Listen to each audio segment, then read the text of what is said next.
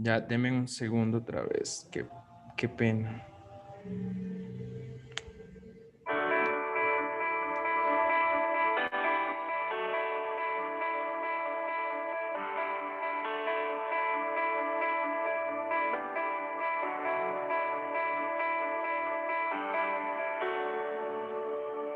Todos los hijos de Eli despreciaron tu mezcal, burlándose de lo que es Kadosh y a ti ignorando. Pero ven a mi encuentro, muéstrame tu gloria, tu voz yo quiero oír. Muéstrame tu gloria, tu voz yo quiero oír.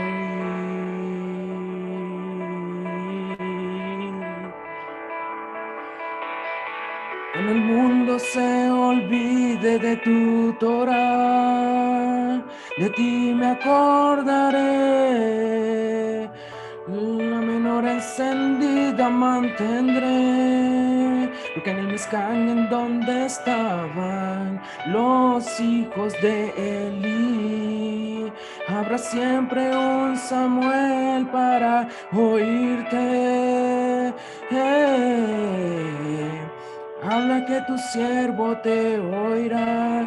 Yo quiero ser consagrado en tu altar. Que venga tu mala aquí, porque yo nací para adorarte. Cuando la gente se duerma y la multitud se disperse, y aunque nadie quiera obedecerte, Adón, ven a buscarme. Ven a buscarme, muéstrame tu gloria.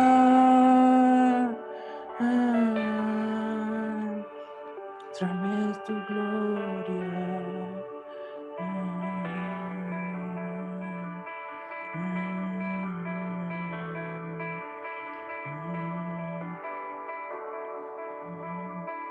Muéstrame tu gloria. Tu gloria, tu voz yo quiero oír. Muéstrame tu gloria,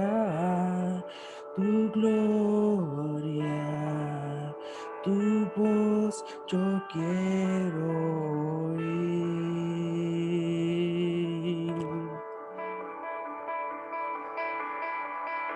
Cuando el mundo se olvide de tu Torah, de ti me acordaré. La menorá encendida mantendré, porque en el Mizcán en donde estaban los hijos de Eli, habrá siempre un Samuel para oírte. Habla que tu siervo te oirá. Yo quiero ser consagrado en tu altar. Que venga tu mala aquí, porque yo nací para adorarte. Cuando la gente se duerma y la multitud se disperse, y aunque nadie quiera obedecerte, Adón, ven a buscarme. Habla que tu siervo te oirá. Quiero ser consagrado en tu altar, que venga tu mala aquí, porque yo nací para adorarte. Cuando la gente se duerma y la multitud se disperse, y aunque nadie quiera obedecerte, Adón, ven a buscarme, ven a buscarme. Muéstrame tu gloria. Muéstrame tu gloria. ven a buscarme.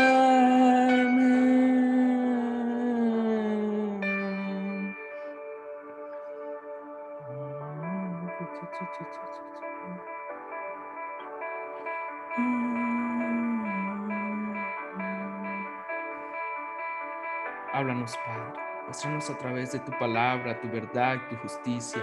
Queremos someternos a ti, queremos amarte. Tu palabra nos enseña. Someteos pues a Elohim y resistí al diablo y este huirá de vosotros. Amado Padre Celestial, tú nos has pasado de muerte a vida, nos has traído de la oscuridad a muerte, de la oscuridad en la que estábamos a esta luz admirable en Yeshua Mashiach. Nos has dado de esta agua maravillosa que es el agua viva, la palabra, Yeshua Mashiach, la palabra, el verbo que un día se hizo carne, según Juan capítulo 1, verso 14. Eterno, solo ante ti nos rendimos y rogamos a ti porque tu buen consolador, tu buen Ruach nunca se aparte de nosotros. Por el contrario, Padre, guíanos, llévanos hacia hacia esos verdaderos pastos. Tú eres nuestro buen pastor, tu palabra es nuestra delicia, tu palabra es más dulce que la miel, aún más dulce que el destilar de un panal de miel. Háblanos, Padre, háblanos en esta hora, eterno, que sea tu palabra, tu verdad, tu Ruach, infundiéndonos esa fuerza, esa fortaleza, ese shalom maravilloso, ese amor por tu verdad, por tu sagrado nombre eterno que vives y reinas por los siglos de los siglos. Te amamos, te bendecimos en esta hora en el nombre de Yeshua Mashiach. Amén, amén, amén. Bien, amados, hacemos ahora la bendición por la Torá. Baruch atah Adonai Eloheinu melech haolam asher bahar banu mikol ha'amim benatan lanu et torato.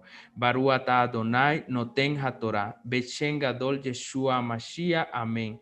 Bendito eres tú, nuestro Dios, Rey del universo, que nos has elegido de entre todas las naciones y nos has dado tu Torah. Bendito eres tú, eterno, que da la Torah en el nombre que es sobre todo nombre, Yeshua el Mesías. Amén. Esto lo podemos encontrar en Teilín capítulo 1. Amados, como pudimos ver en la clase anterior, nos dimos cuenta, amados, de que la palabra del Eterno es viva, que es eficaz y que en todo tiempo la palabra siempre va a estar allí ayudándonos a entender a nuestro Adón Jesucristo, a nuestro Señor Jesucristo, a nuestro Adón Yeshua, en el caso como ahora lo conocemos nosotros, que es su nombre real en hebreo. Y conocimos de él y no nos queremos apartar de él, sino por el contrario, queremos cada día aprender más de él y poder conocer de su verdad, de su justicia. Es para nosotros un placer cada día seguir hacia adelante. Es cada día es un placer para nosotros seguir hacia adelante para poder entender lo que nuestro Padre Celestial ha querido que nosotros hoy aprendamos. Y bueno, aquí voy a compartir pantalla porque ya se me había vuelto a salir. Y como podemos entender, amados, Yeshua estuvo en las bodas del Cordero, en las bodas de Canaán. Esa fue su primera señal, como él lo había prometido, o sea, como se había prometido de que él haría grandes señales, amados. Y vemos claramente cómo él convierte el agua en vino, pero no solamente eso, sino que hace referencia a lo que ya se nos había hablado en las profecías, o sea, ya se nos había hecho, se nos hace esa conexión con lo que está en la Tanakh y podemos entender que nuestro Padre Celestial ha querido siempre que nosotros le busquemos y le entendamos desde el punto de vista de la Torá, de la Tanakh y desde el punto de vista también de las Sagradas Escrituras. Bien, creo que va a tener que salir de Facebook porque realmente no se pudo. Y bueno, hoy comenzamos a hablar acerca de Yeshua o Jesucristo purifica el templo. Hermano, Sí, se ve con mala calidad la pantalla. sí, voy a volver a salir. Ay, qué problema hoy. Sí, ya vuelvo otra vez. ¿Ahora? Sí, se ve. Ok. Hoy vamos a estar hablando de Yeshua o Jesucristo que purifica el templo. O sea, ese es como un subtítulo que le colocan al libro de Juan en la versión Reina y Valera. Bueno, en las demás versiones también lo podemos encontrar.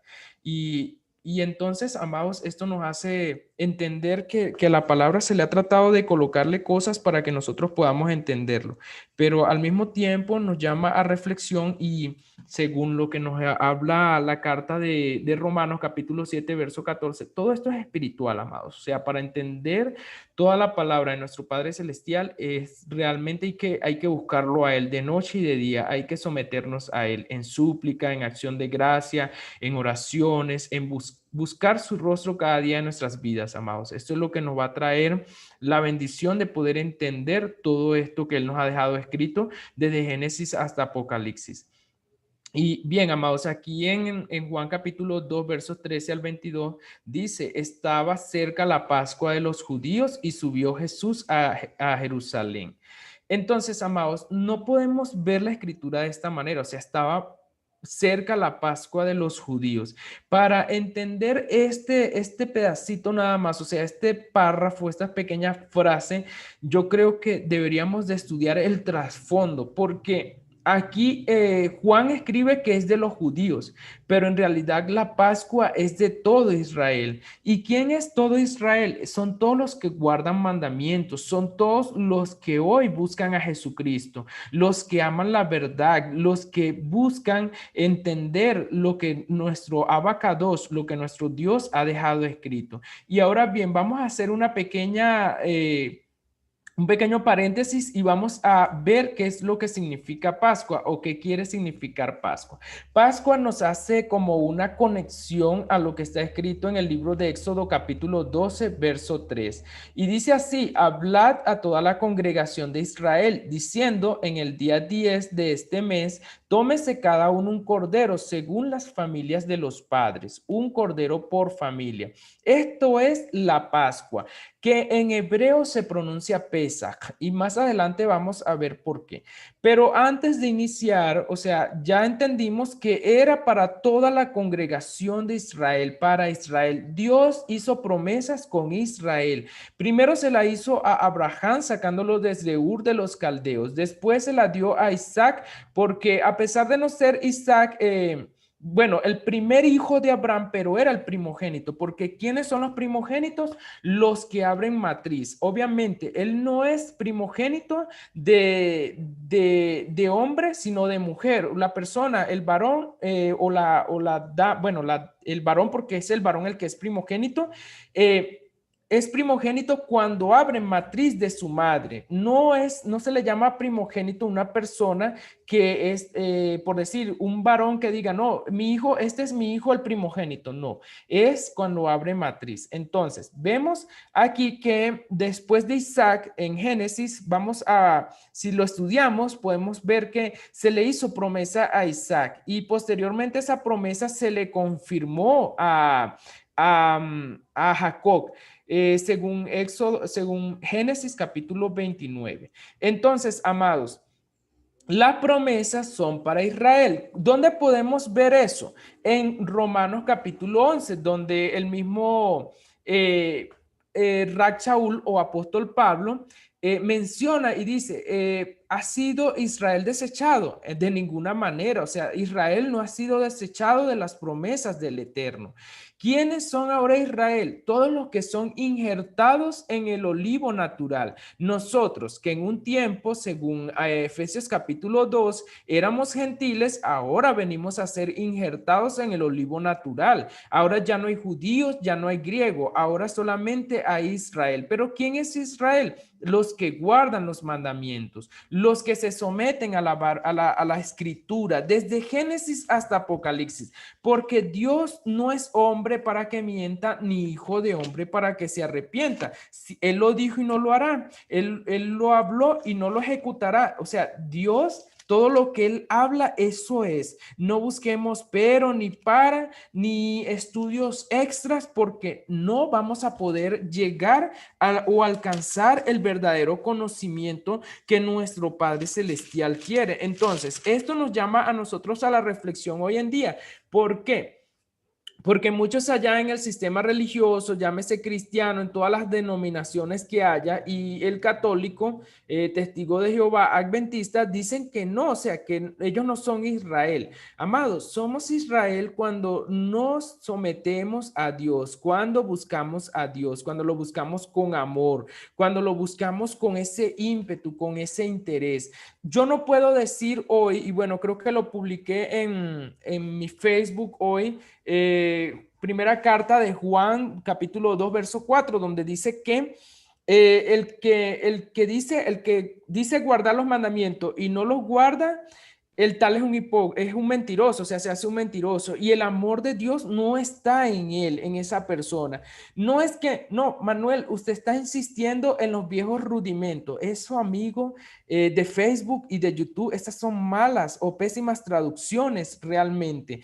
¿Por qué? Porque nunca Dios va a decir algo hoy y ya mañana se va a arrepentir. Inclusive, cuando nosotros, y según el libro de Oseas, estábamos divorciados de Dios, Dios nos dio carta de divorcio como casa de Israel, como pueblo gentil, estábamos fuera de las promesas, fuera de los pactos. Y nuestro Padre Celestial, a través de Jesucristo, viene y nos rescata, o sea, nos da ese pacto renovado. Pacto renovado quiere decir que el esposo murió, pero el esposo resucitó, y entonces ahí es donde tenemos ahora la posibilidad de no ser la esposa adúltera de la cual se habla en todo el libro de Oseas, si gustan leerlo, esto es nada más un resumen. La esposa adúltera, ella fue desechada. ¿Y con quién es comparada la esposa adúltera? Con la casa de Israel. La casa de Israel que se fue a las naciones, que está mezclada. Israel puede ser usted, puede ser su tío, su tía, o sea, pueden haber diversas personas que tengan sangre de Israel muy cercanas a usted, y usted no se ha dado cuenta en cuanto a la carne, en cuanto a la sangre, pero en cuanto a la escritura, todo extranjero es bienvenido a este pacto renovado, pero no todo extranjero no todo extranjero se asimila. ¿Por qué? Porque cuando se le habla de mandamientos salen corriendo, o sea, y no es lo que nuestro Padre quiere con nosotros. Él quiere que entre toda la plenitud de los gentiles, o sea, los que ya eran gentiles, ahora entren. ¿A dónde van a entrar? Al pacto renovado. Jeremías capítulo 31, lo pueden leer desde el 30 hasta el 33, eso les va a ser muy bueno, de muy buen provecho. Y también en Hebreos 9, allí se nos habla de todo el pacto renovado, se hace una conexión entre lo que es el Antiguo Testamento y el Nuevo Testamento, o llámese Tanakh, la Tanakh, y el Bri Hadashah, que es pacto renovado.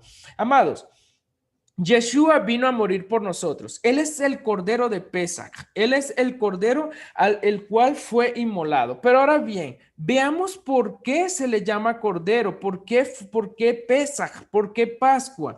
Y voy a pedirle a alguno de mis hermanos que me colabore leyendo Éxodo capítulo 12, versos 5 al 14. Si alguno lo tiene a la mano, por favor. Sí, Ok, Di- Baruch Hashem. dice, tu animal tiene que ser sin defecto, macho en su primer año, y lo puedes escoger entre cualquiera de los corderos o de los carneros. Lo apartarán hasta el día 14 de este mes, entonces toda la multitud de la asamblea de los hijos de Israel lo matará entre anocheceres. Ellos tomarán algo de la sangre y la untarán en los dos postes y en el dintel de la puerta a la entrada de la casa en donde lo coman.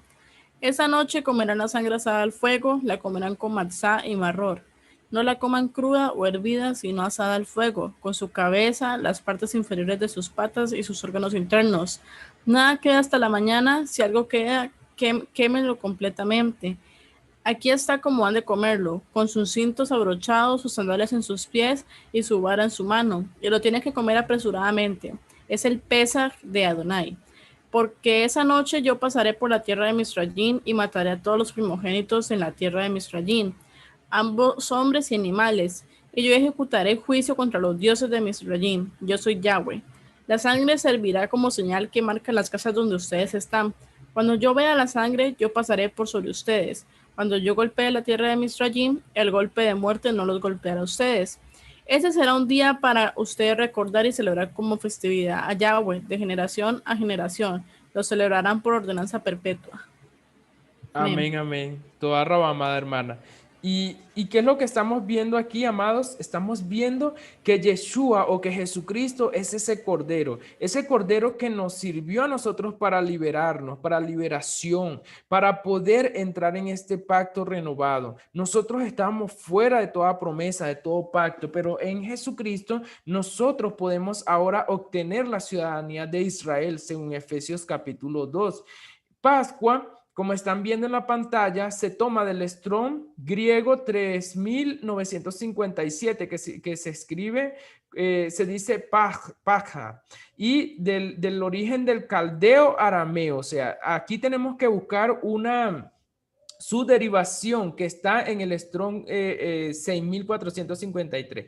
Pascua, la comida, el día, el festival o los sacrificios especiales conectados con ella. O sea, en el diccionario hebreo no se nos da una clara definición de lo que es Pascua, pero como pudimos ver, Yeshua o Jesucristo tenía esas cualidades. Él fue sin defecto, él fue sin mancha. Él no era un hombre cualquiera, era la Torá hecha carne, o sea, era la palabra hecha carne. Él tenía la palabra en su corazón, la tiene en su corazón. Él es la verdad, no, él no tiene la verdad, él es la misma verdad. Es mejor dicho, Jesucristo es la palabra es Jesucristo. Quizás le puede sonar un poquito contradictorio, amados, pero así es, o sea, Jesucristo es la palabra que se hizo carne y la palabra es Jesucristo.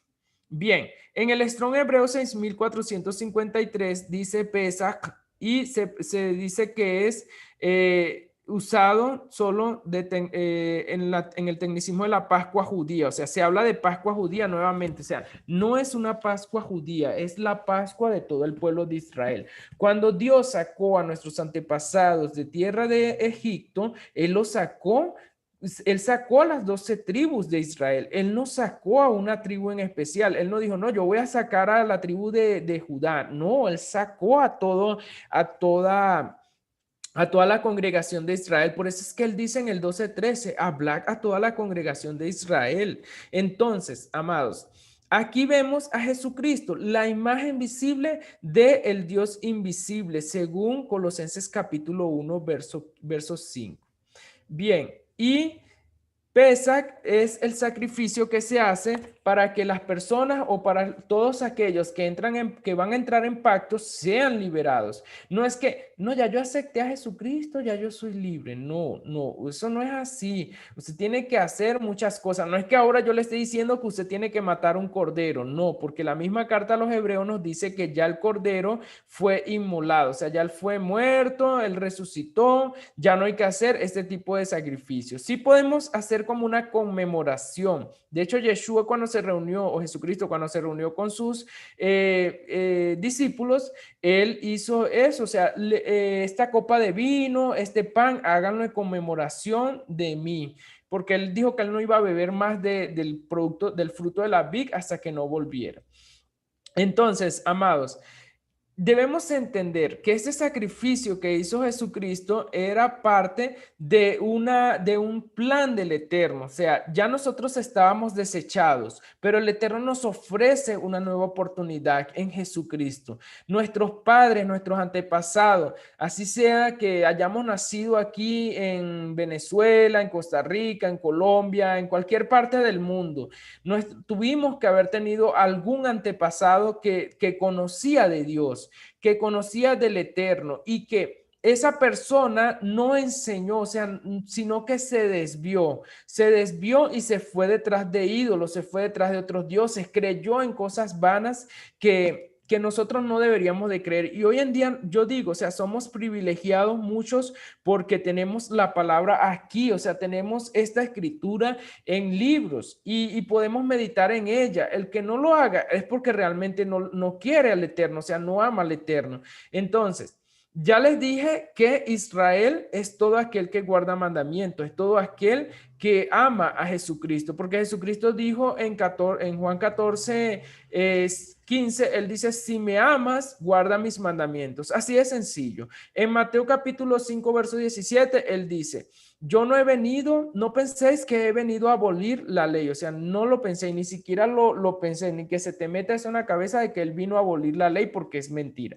Todos los mandamientos de Dios están escritos en la ley. En Juan capítulo 5, verso 46, dice que si no le creen a Moisés, ¿cómo me van a creer a mí? Es porque Moisés representa la escritura ya hecha, o sea, en tablas, y Jesucristo obviamente, él representa la escritura de lo celestial, de lo espiritual, que esa escritura proviene de lo alto. Por eso es que en el pacto renovado se nos habla de que la escritura va a ser escrita en nuestro corazón, valga la redundancia, y posteriormente va a ser depositada en nuestra mente.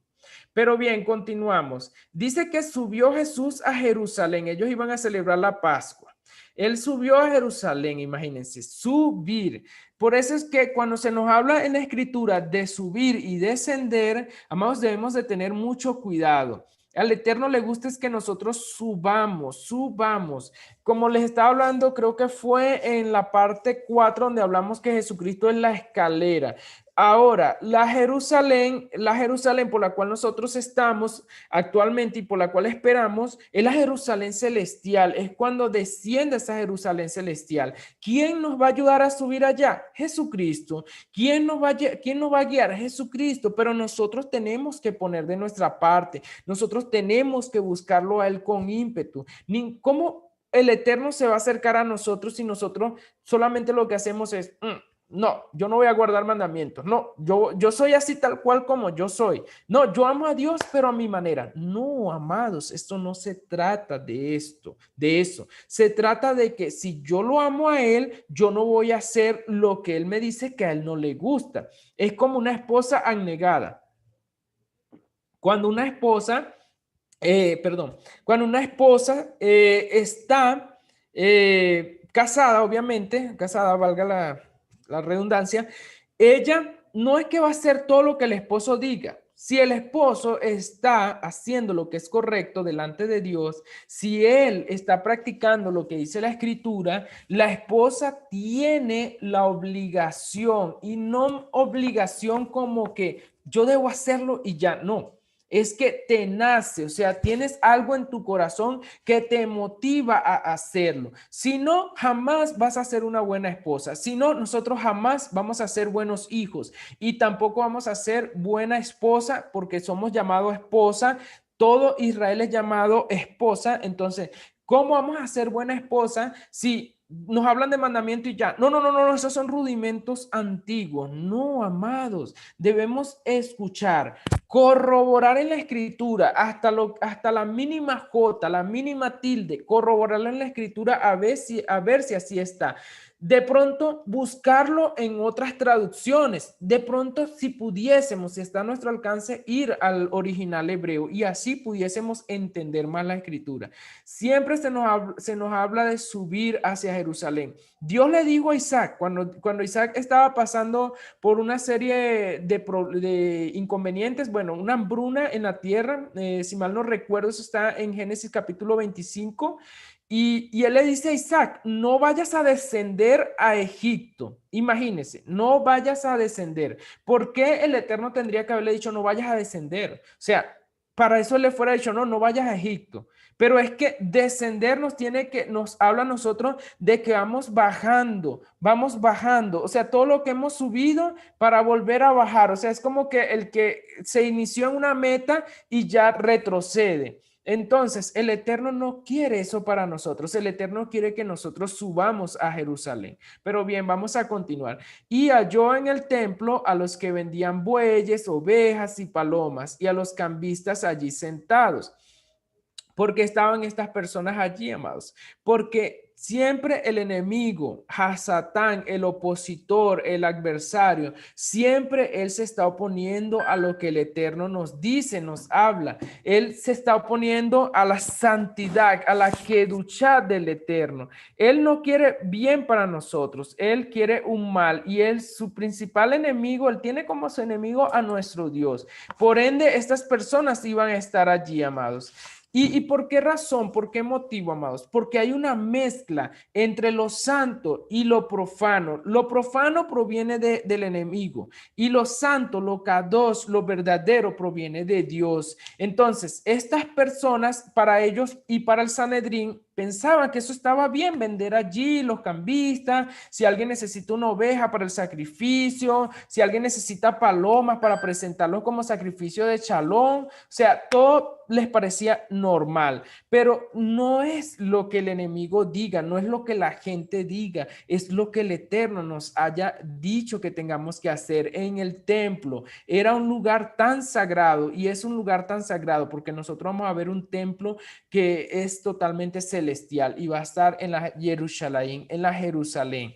Entonces, es un lugar tan sagrado que ni siquiera una palabra ociosa deberíamos de decir allí y menos, mucho menos hacer todo este tipo de negocio. Entonces, para ellos, a ellos les parecía normal, pero a Dios no. Y por eso es que se alborota este celo por la casa, por la casa de nuestro Padre Celestial. Y dice que en el verso 15, y, haciendo un azote de cuerdas, echó fuera del templo a todos, y las ovejas y los bueyes, y esparció las monedas de los cambistas, y volcó las mesas, y dijo a los que vendían palomas: quitad de aquí esto y no hagáis de la casa de mi padre casa de mercado.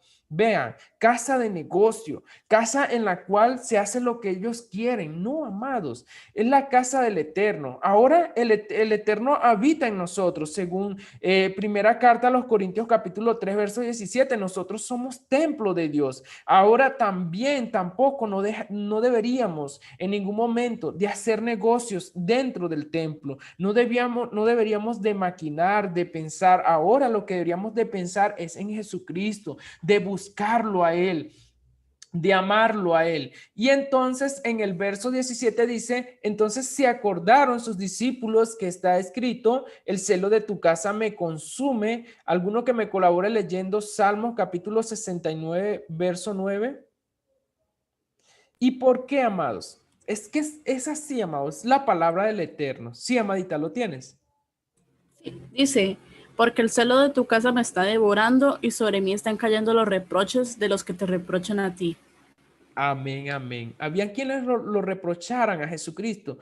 Sí, amados, por montones habían. Es que Jesucristo es la palabra que se hizo carne. O sea, él tenía la palabra en su corazón, la llevaba en su mente. Por eso es que en Hebreos capítulo 11, donde está el hall, dijera mi pastor, donde está el hall de la, como decir, de los que guardaron las palabras de nuestro Padre Celestial. Él es el primero. Se escribe de que Él es el autor y consumador de la fe, de lo que hoy, por ejemplo, nosotros, su servidor, conoce como emuná. Emuná es una fe obediente, es una fe que traspasa todo entendimiento del hombre, es una fe, es un corazón que de verdad se ofrece al Eterno. Esto es lo que estamos haciendo, amados cristianos, esto es lo que estamos haciendo, amados hermanos judíos.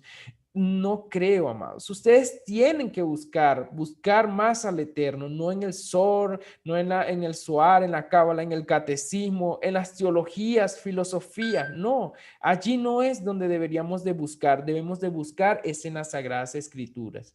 Y quizás esto les suene como a una exhortación, amados, pero debemos entender, amados, que Yeshua quizás se vio en aquel tiempo duro lo que él hizo, de quitar todo esto, de que correr las palomas, correr a los cambistas, los bueyes, las ovejas, sea todo, y esparcir esas monedas.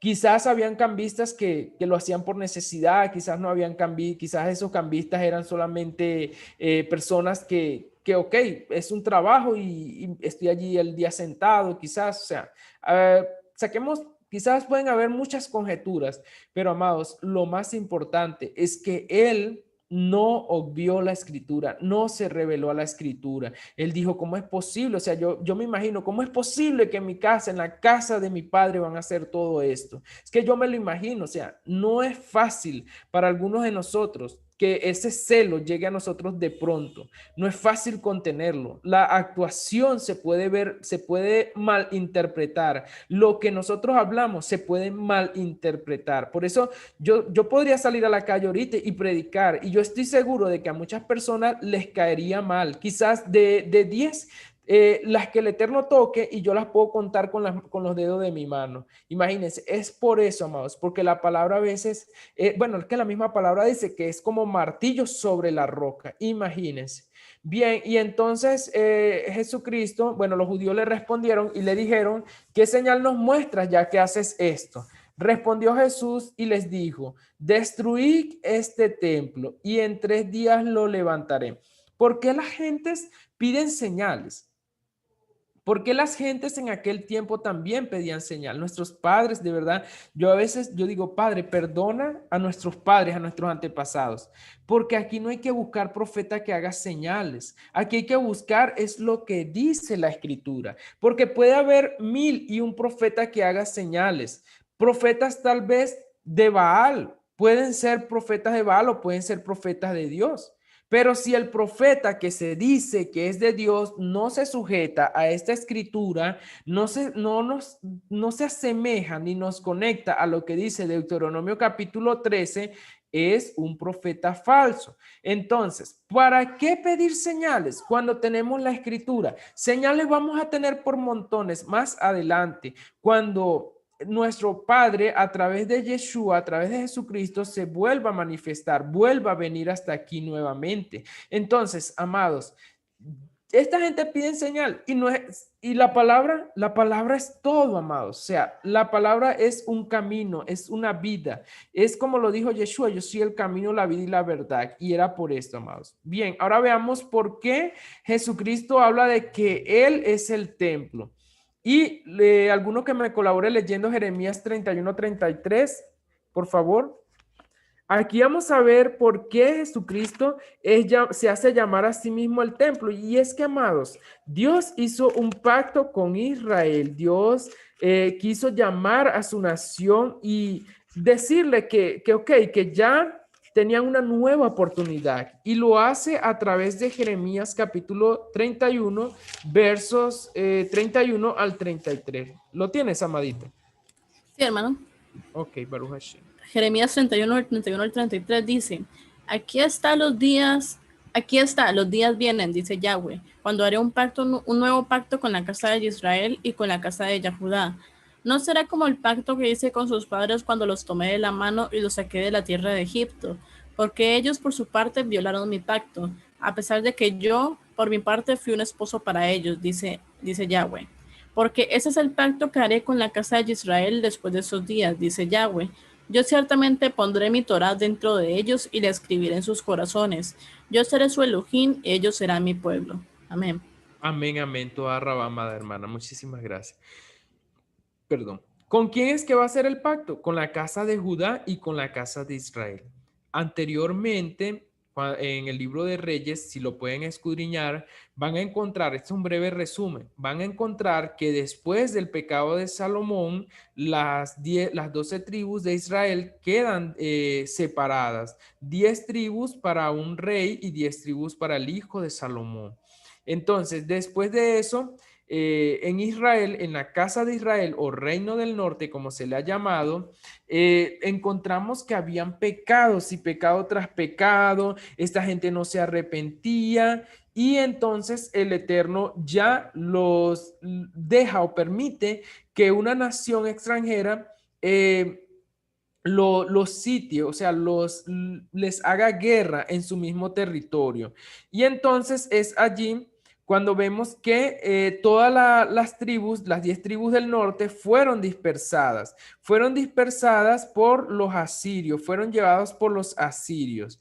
Y que también se le llama en la escritura Efraín. Efraín está conformado por 10 tribus de Israel. Según primera carta de Reyes, según primer libro de Reyes, perdón, capítulo 11, verso 31 y en el verso 35 de ese mismo capítulo. También se les llama reino de Israel. Primer libro de Samuel, capítulo 24, verso 20.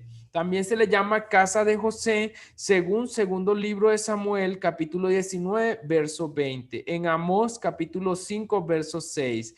Y en Zacarías, capítulo 10, verso 6. ¿Por quién fueron sitiados? Por los asirios. Fueron deportados también por los asirios. Según el libro de Segundo de Reyes, capítulo 17, verso 6. Y en Oseas, capítulo 11, verso 5. Son las 10 tribus perdidas de la casa o de Israel, según Jeremías capítulo 50, verso 6, y según Mateo capítulo 10, verso 6, y en el capítulo 15, verso 24. ¿Sabemos quién es la casa de Israel? Llamados Efraín. Sí, ya aprendimos. Ahora vamos con los judíos. Los judíos son descendientes del cuarto hijo de Jacob. Según Génesis capítulo 29, verso 35, llamados reino de Judá o reino del sur. Según segundo libro de Crónicas capítulo 11, verso 17.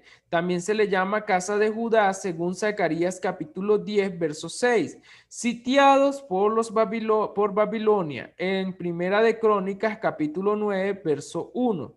Y regresaron a su tierra 70 años después, según segundo libro de Crónicas, capítulo 36, verso 21, y según Jeremías, capítulo 29, verso 10. Eso es una cuestión de identidad, amados. Israel, la casa de Israel o reino del norte, nunca más volvió. Ellos se fueron a las naciones, ellos se mezclaron, cosa que el Eterno les había dicho a ellos, según Levítico capítulo 19, donde el Eterno se muestra que Él es un Elohim santo, Kadosh, puro.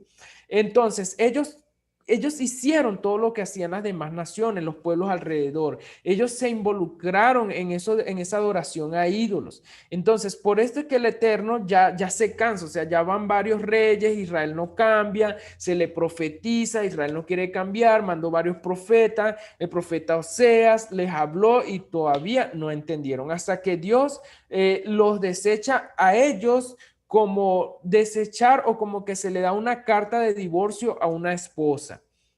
Él le da la carta de divorcio a la esposa y por eso es que se hace la comparación con el libro de Oseas y Oseas profetiza todo lo que el Eterno le está diciendo. Oseas se encarga de profetizar lo que el Eterno le dice, pero Oseas lo estaba viviendo en su propia carne con la esposa adúltera con la que él estaba viviendo. Esto es solamente un resumen. Ahora sigamos con Hebreos capítulo 10, versos 15 al 20. Dice así: y nos atestigua lo mismo el Espíritu Santo, porque después de haber dicho, este es el pacto que haré con ellos después de aquellos días, dice el Señor, pondré mis leyes en sus corazones. Si el Espíritu de Santidad a través de la carta a los Hebreos nos está diciendo que Dios va a colocar sus leyes en nuestro corazón y en nuestra mente, ¿por qué hoy desechamos la ley? ¿Por qué hoy decimos que la ley es una maldición, que la ley no es para nosotros, que la ley es para el pueblo judío?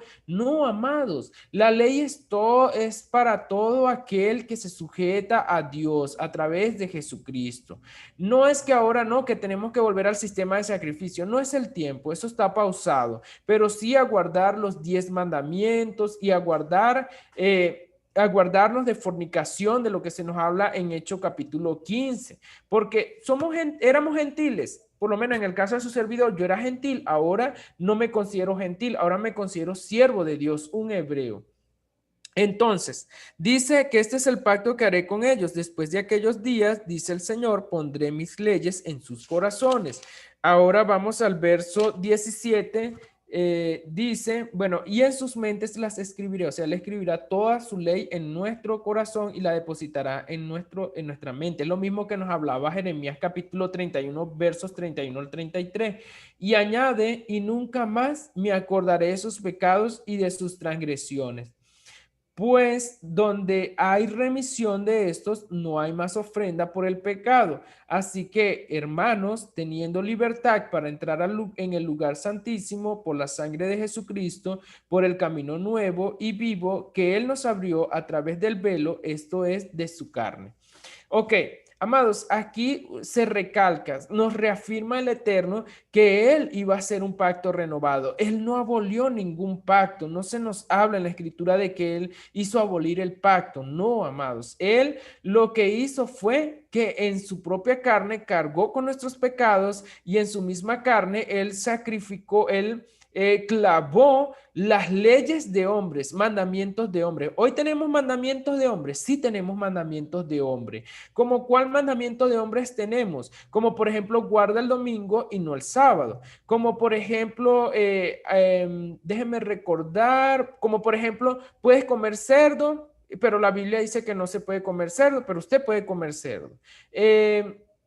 Como por ejemplo, cuando damos el diezmo, o sea, si el diezmo se da, sí, sí se da, pero no de la manera como la damos como la damos en el sistema religioso. Hay que ser conscientes de lo que está, hay que buscar, mejor dicho, en la escritura lo que verdaderamente nos dice. Ahora vamos a leer en el 9, capítulo 9 de Hebreos, versos 3 al 4. Y dice de la siguiente manera. Dice, tras el segundo velo estaba la parte del tabernáculo llamada el lugar santísimo, el cual tenía un incensario de oro y el arca del pacto cubierta de oro por todas partes, en la que estaba una urna de oro que contenía el maná, la vara de Aarón que reverdeció y las tablas del pacto. ¿A qué se nos hace esto referencia? A primera carta de Corintios capítulo 3 verso 17, donde el Eterno nos está hablando de que nosotros somos templo de Dios y morada del Espíritu Santo.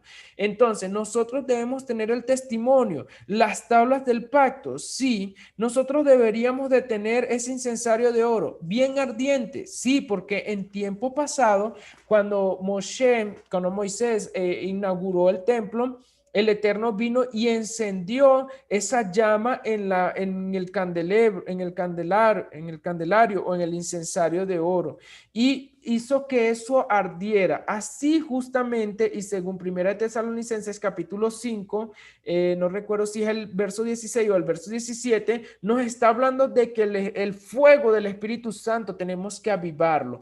Hoy en día nosotros somos encargados de avivar el fuego que el Eterno ha encendido en nosotros. Él lo encendió, pero nosotros no debemos permitir de que ese fuego se apague. ¿Y cómo no permitimos eso?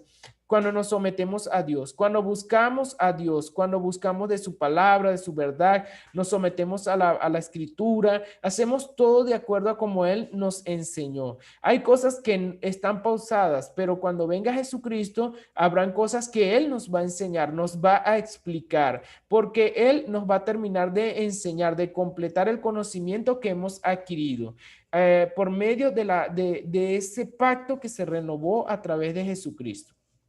Bien, ahora en Lucas capítulo 11, versos 29 y 54, perdón, al 30 dice, como crecía la multitud, Jesús se puso a decirles, esta es una generación malvada, pide una señal milagrosa, pero no se le dará más señal que la de Jonás. Así como Jonás fue una señal para los habitantes de Nínive, también lo será el Hijo del Hombre para esta generación. ¿Cuál es la señal del hijo de Jonás? Es la de durar 3 días. Él duró 3 días. ¿Lo hizo? Sí, lo hizo.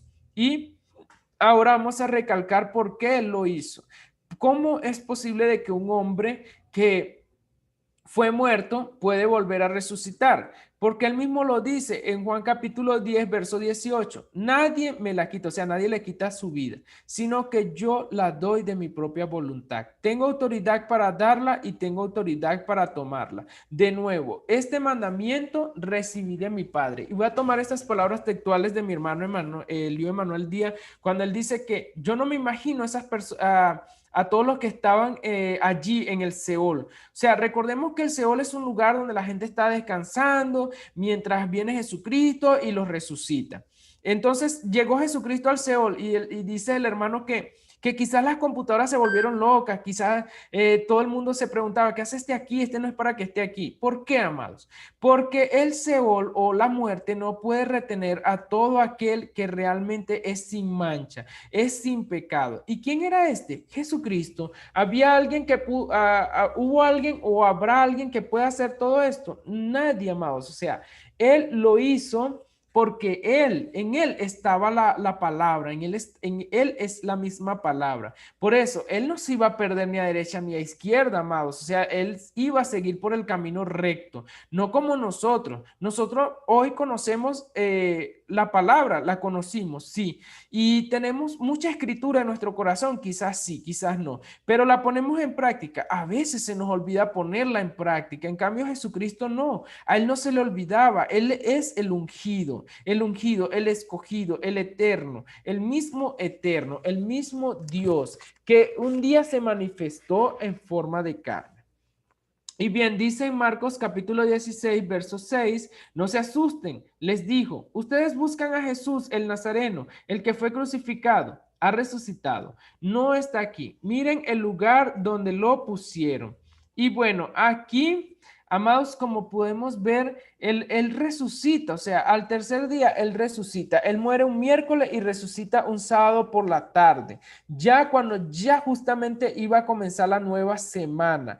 Y por eso es que decimos que él es primero fruto, porque primero fruto se daba después del sábado, el día de reposo. Según Levíticos capítulo 23, allí vemos las generalidades de la fiesta o de la convocación de primeros frutos, que es donde resucitó Jesucristo. Y esto hace alusión, por eso es que todo está escrito en la Tanakh. O sea, por eso es que Pablo le dijo a Timoteo, toda escritura es inspirada por Dios, útil para enseñar, redarguir e instruir al hombre, a fin de que pueda hacer las buenas obras que el Eterno ya de antemano nos había dicho.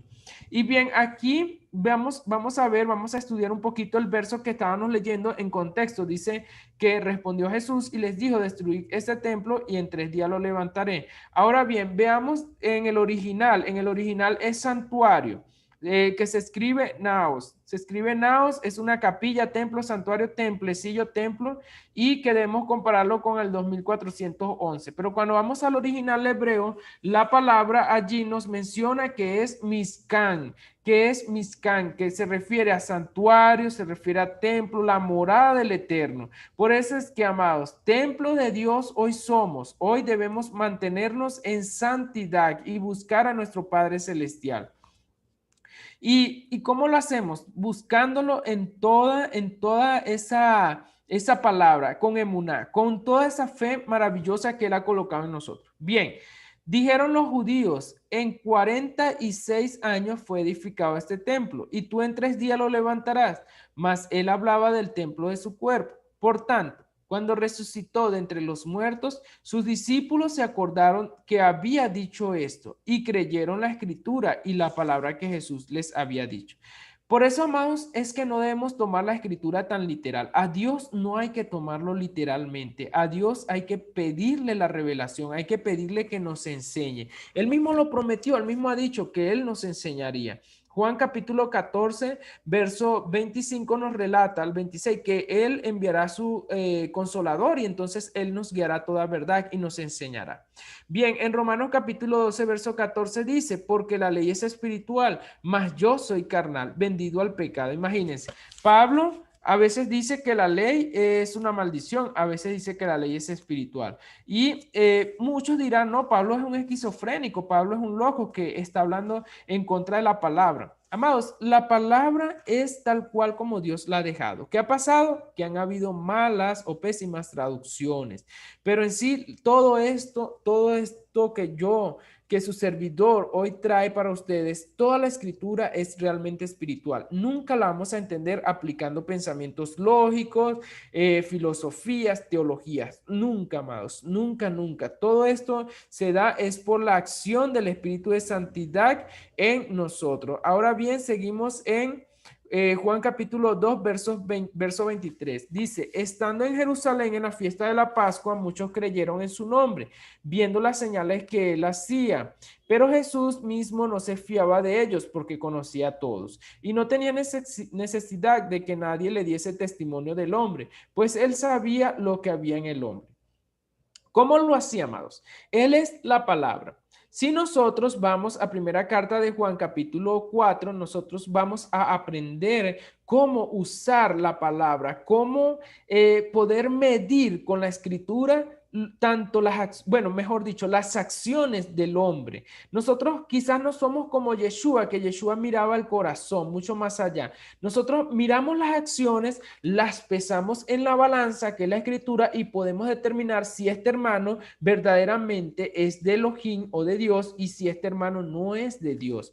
Por ejemplo, yo puedo decir, yo amo a Jesucristo, yo amo a Dios, yo amo a mis vecinos, pero el día de mañana resulta ser que yo tuve una controversia con un vecino y no solo una controversia, nos dijimos palabras fuertes, pudieron haber salido palabras obscenas quizás y bueno, ya ahí poco a poco yo me voy a dar cuenta que esta persona tiene un problemita, tiene un detallito. Y si esa persona no se corrige, esa persona va a ir descendiendo, no va a ir subiendo hacia Jerusalén, sino que va a ir descendiendo. Hago alusión a lo que está, a lo que les dije, a lo que les hablé de Juan capítulo 2, los versos anteriores, cuando hablamos de que él subió a Jerusalén. Entonces, amados, allí vemos cómo las personas realmente son o no son de Dios y que dicen, amo a Dios. No, yo creo en Él, pero es que creer en Dios no significa de que yo lo digo y ya. No, es que aquí se trata de hacer, o sea, de accionar conforme a lo que Dios quiere que nosotros hagamos. No es nuestra voluntad, es la voluntad de Él. Por eso siempre recuerdo Romanos 12, donde dice que la perfecta, buena y agradable voluntad de Dios. Eso es lo que nosotros debemos hacer. No nos conformemos a este siglo, a todo este sistema, a toda esta locura, porque quizás hoy dirán, no, pero es que yo en el mundo a mí me iba bien, yo tenía casas, negocios, pero tenías el alma llena, tenías paz, tenías esa convicción de que tú podías salir y podías entrar y nada malo te iba a acontecer. No. No, las personas que habitan en el mundo están pendientes si cargan un celular, si van con algo de valor, siempre andan como cuidándolo y cohibiéndose de entrar en ciertos lugares. Nosotros no, nosotros podemos porque no estamos solos, nos rige el Eterno y para donde el Eterno nos lleve es porque ese camino verdaderamente va a estar limpio. Quizás nos ataquen, ¿por qué? Por causa de nuestros errores, por causa de querer abrirle las puertas al pecado y permitir que el enemigo se busque entrar en nosotros, en nuestra vida. No, amados, no hay espacio para el enemigo, no hay espacio para aquellos que pretenden que nosotros hagamos lo que es incorrecto delante del Eterno. Por eso cada día en nuestras vidas debemos estar amoldados a lo que dice la Escritura. Amados, si alguno me colabore leyendo Mateo capítulo 11, versos 3 al 5. Sí, dice, preguntando, ¿eres tú el que habría de venir o debíamos esperar a otro? Yeshua respondió, vayan y díganle a Yohanan lo que están viendo. Los ciegos están viendo otra vez, los lisiados están caminando, gente con lepra, zarat, está siendo limpiada, los sordos están oyendo, los muertos están siendo levantados, las buenas noticias están siendo proclamadas al pobre. Amén, amén, toda amada hermana. Y con todo y esto, amados, no creían en Jesucristo, con todas estas señales. Decían que él hacía todos estos milagros por el espíritu de Belcebú, imagínense, por el diablo. Imagínense el diablo haciendo todo este tipo de milagros. Pero quizás el diablo imitando al Eterno en su imitación, porque él es una imitación del poder del Eterno, él quizás puede hacer algunas cosas, o sea, que tal vez dicen, no, se sanó tal persona, pero que una persona deje la opresión, o sea, sea totalmente libre, sea totalmente apartada y que quiera venir de muerte a vida, pasar de muerte a vida, de oscuridad a luz, de las tinieblas a la luz admirable, que es Yeshua Mashiach. Eso, amados, eso no tiene punto de comparación. Allí esa persona tuvo que haber sido despojada de todo un montón de ataduras, de todo un montón quizás de demonios, de espíritus inmundos. Y esto no lo va a hacer Satanás jamás. No, por el contrario, Satanás es 100% opositor. Él nunca va a permitir estas cosas. O sea, no. Entonces, ¿cómo no creer en Jesucristo? ¿Cómo no creer en aquel que demostró este tipo de señales? Porque el milagro más grande que hay es que nosotros hoy podamos estar aquí, podamos decir que Jesucristo nos enseñó, nos sacó de allá y nos trajo hasta aquí. Hoy podemos decirlo y somos realmente privilegiados. No es algo que nosotros realmente lo merecíamos, es que somos privilegiados de conocer a nuestro Dios, de conocer al verdadero Dios. Entonces, con todo esto no creían en Jesucristo. Decían que no, este está echando demonios por Belcebú. O sea, no, si él mismo lo dijo, o sea, ninguna casa está dividida, o sea, nadie se va a dividir. Al igual que la escritura no se divide, al igual que no hay dos dioses, o sea, no pueden haber dos dioses. ¿Cómo va a ser que nosotros tengamos dos dioses? No puede ser, porque la misma escritura desde Génesis hasta Apocalipsis nos está relatando que hay un solo Dios y un solo bautismo. Hasta eso mismo lo recalca Pablo, que hay un solo bautismo, pero en realidad él habla de un solo bautismo en Jesucristo. ¿Que lo podemos hacer varias veces? Sí, lo podemos hacer varias veces. Nosotros debemos tener ese arrepentimiento, esa humildad para arrepentirnos e ir a las aguas y pedirle perdón a nuestro Padre Celestial. Bien, vamos a leer ahora Isaías capítulo 29, verso 17 al 19. Y dice de la siguiente manera, verso 17, dice, no se convertirá de aquí a muy poco tiempo el Líbano en campo fructífero y el campo fértil será estimado por bosque. En aquel tiempo los sordos oirán la palabra del libro y los ojos de los ciegos verán en medio de la oscuridad y de las tinieblas. Entonces los humildes crecerán en alegría en Yahvé y aún los más pobres de los hombres se gozarán en el Santo de Israel. Lo estamos viendo hoy, amados. Estamos viendo hoy una generación que clama en el desierto, una generación que quiere volver a nuestro Padre Celestial, a la senda antigua. Muchos son los que hoy se están levantando y dicen, oye, yo quiero guardar la escritura desde Génesis hasta Apocalipsis. Quiero que esa ley esté en mi corazón, en mi mente. Muchos son hoy los que se suscriben a nuestros canales de Facebook, de YouTube, y no es porque quiera hacerle propaganda, sino que vemos esa sed, esa hambre, ese campo que quiere ser realmente fértil. Recuerden que nosotros también somos comparados con la tierra fértil según Lucas capítulo 13. Ahora leamos Isaías capítulo 42, versos 6 al 7. Dice la siguiente manera: Yo, Yahvé, te he llamado en justicia y te sostendré por la mano, te guardaré y te pondré por pacto al pueblo, por luz de las naciones, para que abras los ojos de los ciegos, para que saques de la cárcel a los presos y de las casas de prisión a los que moran en tinieblas. ¿Es esto lo que hizo Jesucristo? ¿Es esto lo que está haciendo hoy la escritura? ¿Está Jesucristo en esta escritura? En toda la escritura está Jesucristo. Él es quien nos iba a rescatar y quien nos rescató en el caso de su servidor y de mis hermanos hoy aquí presentes en la plataforma de Zoom y quizás por la plataforma de YouTube. Él es quien nos iba a rescatar. Él es quien lo hizo. Nosotros conocimos la palabra de verdad, y por medio de esta palabra hoy nosotros podemos decir que tenemos vida. Es tiempo de volver a casa. Es tiempo de clamar aún desde el desierto por aquel que nos rescató y aquel que nos puede llevar hasta la vida eterna. ¿Qué es la vida eterna? El que conozcan a nuestro Padre Celestial, según Juan capítulo 16. En Lucas capítulo 5, versos 12 al 13 dice, sucedió, aquí vamos a ver señales, la primera señal que hizo Jesucristo. Sucedió que estando él en una de las ciudades se presentó un hombre lleno de lepra, el cual viendo a Jesús se postró con el rostro en tierra y le rogó diciendo, Señor, si quieres puedes limpiarme. Entonces, extendiendo él la mano, le tocó diciendo, quiero, sé limpio. Y al instante la lepra se fue de él. Este hombre estaba realmente condenado, amados. ¿Por qué? Porque por causa del pecado, quizás por causa del pecado o quizás porque el Eterno quiso manifestar su gloria en él.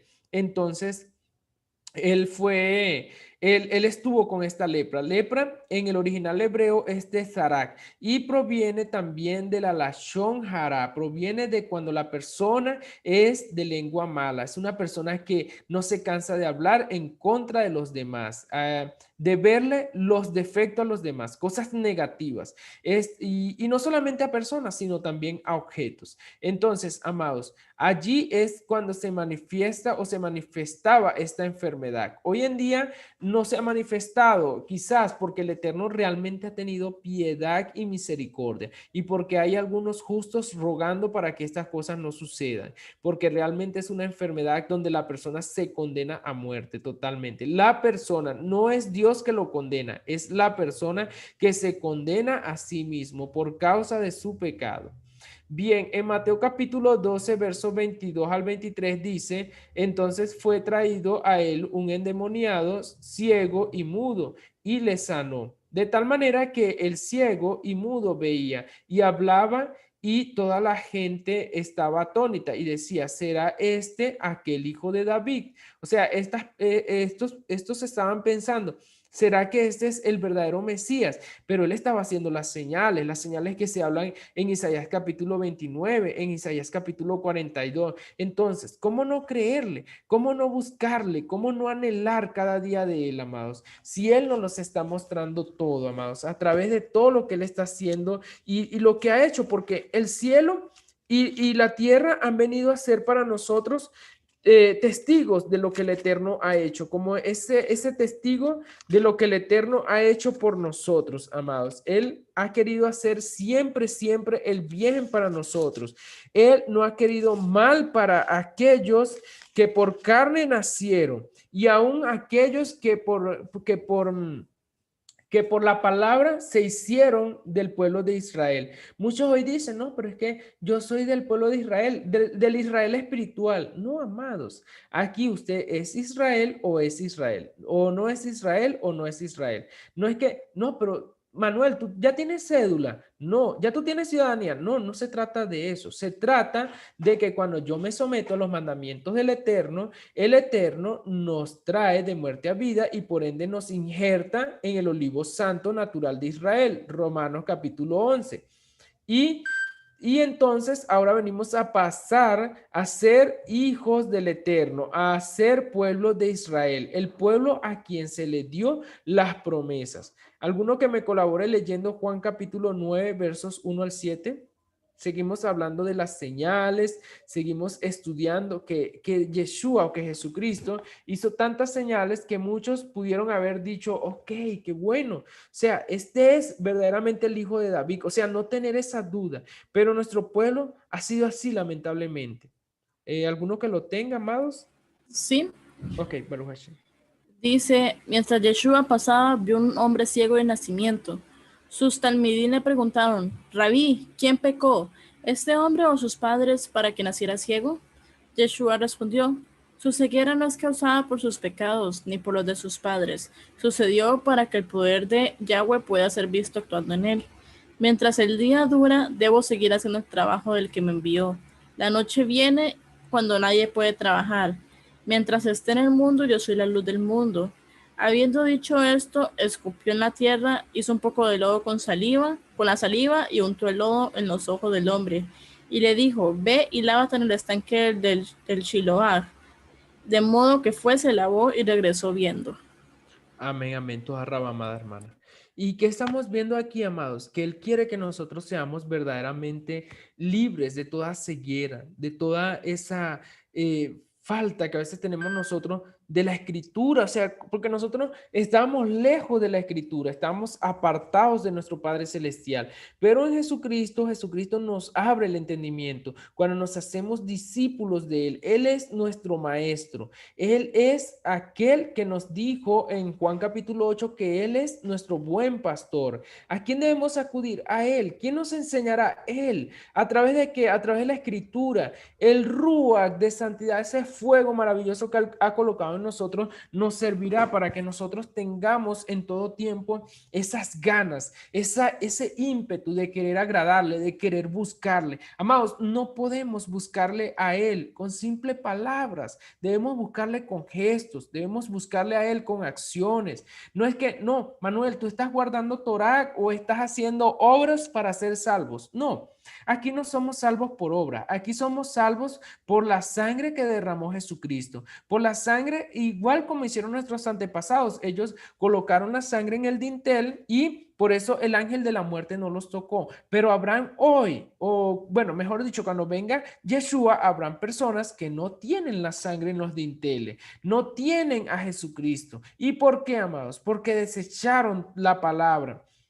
Heredaron mentiras y con esto es que quizás se van a presentar delante del Padre en el día del juicio. Quizás eso es lo que van a decir. No, Padre, es que heredamos mentira. No habrá excusa, amados. No habrá excusas para decirle al Eterno, no es que heredamos mentira, no. Allí es donde va a venir el lloro y el crujir de dientes. ¿Por qué? Por no amoldarse a la escritura, por no escuchar la palabra. Porque hoy en día, tantos predicadores que habemos, tantos servidores de Dios que habemos. O sea, no creo que usted no haya podido escuchar la escritura. No creo que la escritura no haya llegado a ser oída por alguna persona.